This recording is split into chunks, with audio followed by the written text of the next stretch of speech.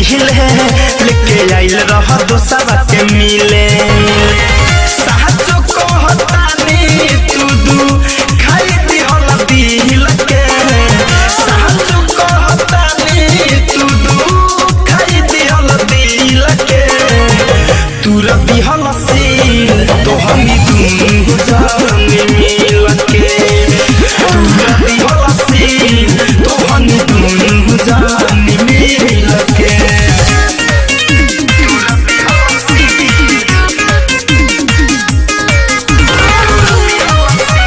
Krishna recording studio Delhi.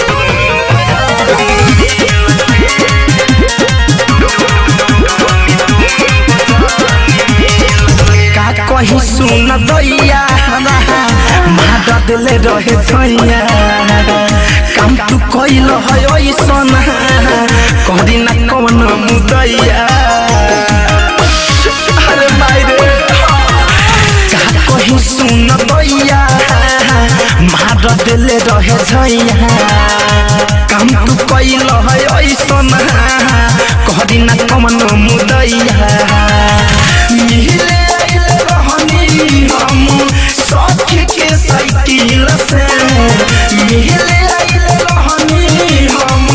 सखी के cycle से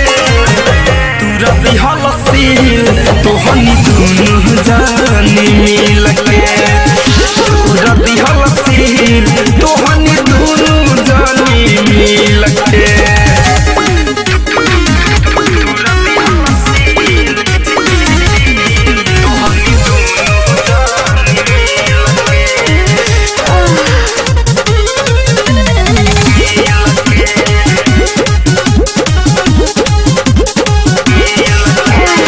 सुनय खैया बाजा देहले बड़ा बड़ी साजा साथ में रंजित गरीबी उठैले बाद माजा अरे मार मुझाई के रे सुनय खैया बाजा